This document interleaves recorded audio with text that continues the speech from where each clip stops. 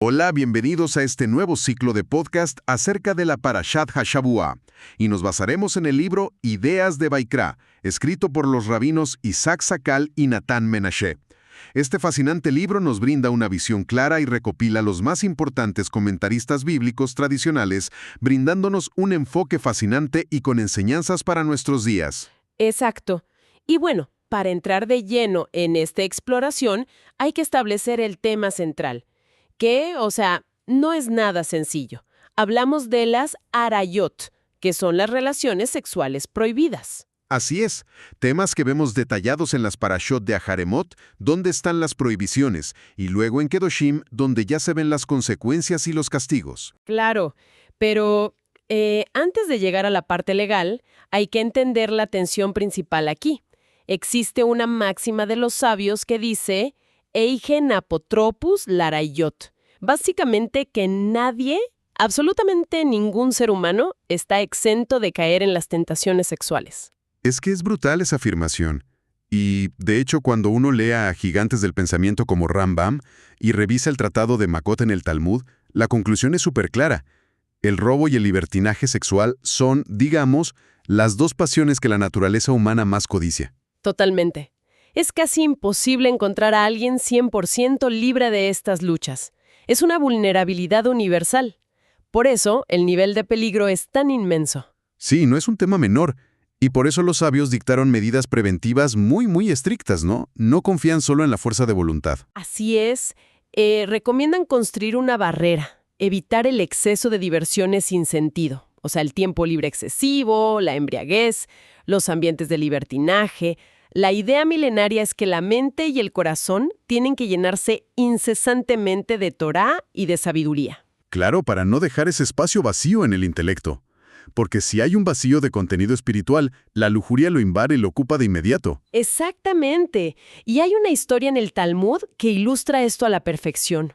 Una prueba que Dios les puso a unos sabios muy grandes. Uy, sí, esa historia es fascinante. Eran eruditos que se creían completamente inmunes, ¿verdad? Se vanagloriaban de su nivel de autocontrol y asumían que ya habían domesticado al instinto. Sí, pensaban que estaban por encima de la biología. Y Dios decidió poner a prueba esa ilusión. No es que cayeran en la falta, pero el texto relata que la tentación se manifestó con una fuerza tan abrumadora que les fue extremadamente difícil contenerse. Quedaron aterrorizados al ver que el instinto seguía ahí, y si a esos grandes sabios con décadas de refinamiento les costó tanto, resulta inimaginable el peligro para el individuo común. Uno siempre puede pensar en una analogía con la fuerza de gravedad, o sea, visualizando a estos sabios como astronautas espirituales. Ajá, es muy buena imagen. Bueno, se acercan a un agujero negro, que sería esta tentación, y por más entrenamiento que tengan, la gravedad es tan extrema que casi son derribados. Con mucha más razón, la persona común jamás debe confiarse ni acercarse a ese borde. Si este impulso es tan orgánico y natural, ¿por qué la Torá es tan estricta? ¿Por qué impone límites y castigos tan graves, al punto de exigir que a uno lo maten antes de transgredir? Claro, parece una paradoja enorme. Y además, ¿por qué Dios creó a la humanidad con un impulso tan fuerte en primer lugar? ¿No hubiera sido más lógico un diseño con una naturaleza más tranquila? Y los castigos, ¿por qué son globales, como la expulsión de la tierra de Israel, y no solo personales? ¿Está prohibida la lujuria por sí misma o es solo un tabú? Bueno, son interrogantes fundamentales. Para empezar a desmenuzar esto, podemos ver el análisis del rabino Obadía Séforno. Él aborda primero la practicidad de las leyes sobre el incesto, que son el foco principal. Claro, las relaciones con familiares directos. Exacto. Séforno argumenta que la Torá hace tanto hincapié en estas prohibiciones porque son las más accesibles. O sea, los familiares están ahí, habitan bajo el mismo techo. Y a eso se le suma un riesgo altísimo de impunidad. Tiene todo el sentido pragmático. Es dificilísimo y psicológicamente devastador que un ser querido acuse legalmente a un familiar. El silencio se vuelve el escudo del victimario. Así es. Por eso la Torá levanta un cerco absoluto ahí. Ahora, sobre tu otra gran pregunta, la del diseño divino. ¿Por qué Dios creó este impulso con tanta potencia? Hay que entender que, anatómicamente, los órganos sexuales son zonas biológicamente repelentes. Ah, claro, existe una aversión natural hacia esa vulnerabilidad física. Exactamente. Sin un deseo inmenso, abrumador, la humanidad simplemente no se reproduciría. La fuerza de atracción tiene que ser lo suficientemente vital y arrolladora para lograr superar ese rechazo inicial. Es pura supervivencia. Es un diseño perfecto de contrapesos, y esto dota de un sentido histórico profundo a un relato del Midrash. Cuentan que una antigua generación de líderes le pidió a Dios que anulara el impulso sexual, cansados de los problemas sociales que generaba. Sí, es un relato muy revelador. Y Dios accedió, pero el resultado fue un colapso global. La reproducción se detuvo en seco y la humanidad se iba a extinguir. Así que esos mismos sabios tuvieron que postrarse a rogar que se restituyera ese deseo tan peligroso. Es que el deseo es el motor, no un error informático. El texto de nuestro estudio nos ofrece una analogía espectacular anclada en la naturaleza. Pensemos en los frutos de un árbol, que son muy vistosos y sumamente dulces. Ajá, con el objetivo de atraer a los animales. Exacto. La naturaleza los hace atractivos para que los animales los consuman y al hacerlo dispersen la semilla por extensos territorios.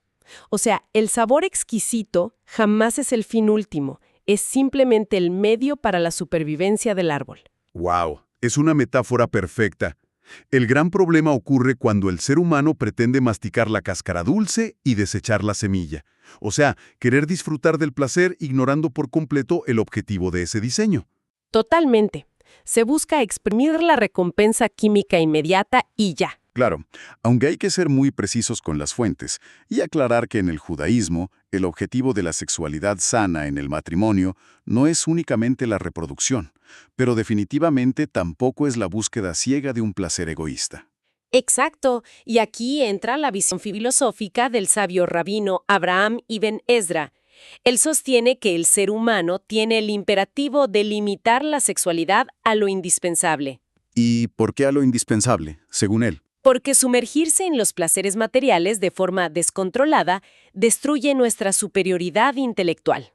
O sea, el cerebro se embota con el estímulo físico constante. Esto rebaja el individuo al nivel animal, impidiendo por completo su trascendencia espiritual y su capacidad de análisis abstracto. Es muy fuerte eso. Y creo que por eso el lenguaje de la Torá es tan crudo al respecto.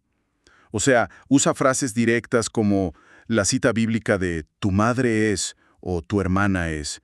¿Confronta a la persona con la realidad para quitar esa ceguera de la pasión? Sí, el texto sagrado no utiliza ningún eufemismo. Cero eufemismos.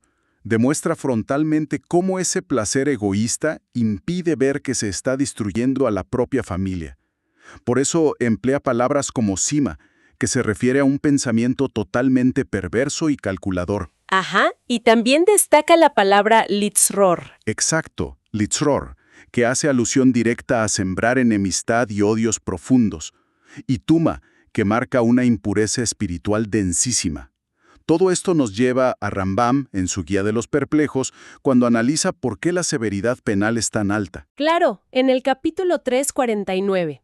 Rambam afirma que cuando la lujuria toma el control, genera una ceguera absoluta. Las penas tan graves, esos castigos drásticos, funcionan como un electroshock disuasivo ante esa pérdida de razón. Es que si no hay un freno psicológico de esa magnitud, el instinto simplemente arrolla a la persona. Totalmente. Y Rambam coincide con Ibn Ezra en que el libertinaje no solo arruina al individuo, sino que es el cáncer de las sociedades enteras.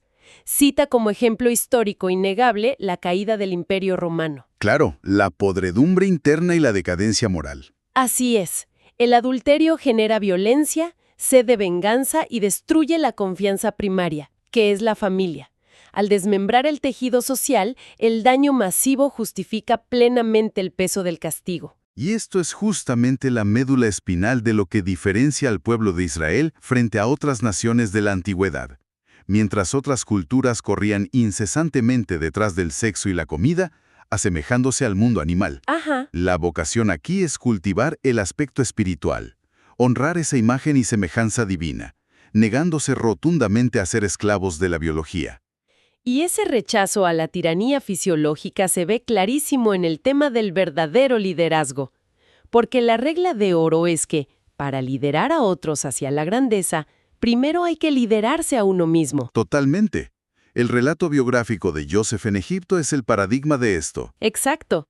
Joseph triunfa frente a las presiones de la esposa de su amo, ejerciendo un autocontrol monumental. Y es precisamente esa victoria sobre sus propias pasiones lo que forja su temple y lo capacita para gobernar un imperio. Un contraste trágico y tremendo con otros líderes. Consideremos al rey Salomón, un monarca bendecido con una sabiduría sin precedentes, pero a quien la pasión le hizo nublar el juicio y cometer errores que fracturaron su legado. Así es. Y todo este contraste ilumina el plan maestro de la Torá sobre el significado real de la libertad. Claro, porque cuando se analiza el Éxodo, salir de Egipto fue meramente romper las cadenas físicas. Pero recibir la Torá en el monte Sinaí otorgó la emancipación auténtica, la libertad de no vivir esclavizados por las pasiones internas. Exactamente. Es imposible ser siervo del Creador si uno vive sometido a su propio ego. Y esto se corona con el rezo del Shema, que instruye firmemente a no ir detrás del corazón, que representa los pensamientos corruptos, ni detrás de los ojos, que encienden la pasión sexual. Es interesantísimo. Ahora, toda esta exploración nos lleva a un enigma textual al final del capítulo 18, en el versículo 29, que es un choque temático abrupto. Ah, la conexión inesperada con el Shabbat. Sí, o sea, la mente inquisitiva exige saber qué relación lógica tiene la prohibición de la prostitución o la perversión sexual con el imperativo de cuidar el Shabbat. Parecen dos universos distintos. A simple vista sí, pero la raíz causal es exactamente la misma, el materialismo extremo. O sea, quien toma la decisión consciente de poner el placer físico como la meta suprema de su vida, cae irremediablemente en el libertinaje sexual. Claro, reduce a las personas a instrumentos de placer carnal. Y por otro lado, esa misma visión materialista lo impulsa a una avaricia obsesiva. Empieza a perseguir la riqueza y a trabajar sin tregua, al punto de profanar el Shabbat. Ese materialismo extremo desconecta al individuo de la Kedushá, de la elevación espiritual. Claro, porque la maquinaria de lucro no se detiene nunca y se pierde de vista lo divino. Exacto. Y en última instancia, esa devoción a lo tangible hace que la persona reniegue de Dios. Y esto responde finalmente a la pregunta de ¿por qué la perversión causa un castigo global como la expulsión de la tierra? O sea, el Creador entregó la tierra de Israel con una vocación específica, para ser habitada por un pueblo con valores elevados. Así es, no para que operaran bajo los instintos de las bestias del campo. Si el pueblo se vuelve tan materialista y pasional como las demás naciones, la lógica indica que no tiene sentido que hereden un territorio consagrado. Es una síntesis brutal de las consecuencias. Y para ir resumiendo esta profunda exploración, el mensaje cristalino de las fuentes es que no hay nada que destruya más rápido los cimientos de una civilización que el libertinaje sexual descontrolado. Definitivamente. Es una fuerza corrosiva inigualable. Pero es obligatorio aclarar firmemente que el judaísmo jamás repudia el cuerpo físico ni suprime las necesidades básicas. Al contrario, se elevan alabanzas a Dios por los deleites mundanos que se disfrutan correctamente. El problema y la destrucción surgen exclusiva y únicamente con la adicción y el exceso. Totalmente. Comprender el diseño de estas leyes nos revela que su propósito jamás ha sido limitar o asfixiar la vida, sino demostrar la verdadera sabiduría de la Torá. Frente a quienes no ven más allá de sus propios hombros y buscan solo el placer momentáneo, estas directrices permiten a la humanidad elevar sus ojos hacia un horizonte más altruista, profundamente espiritual y verdaderamente digno del ser humano.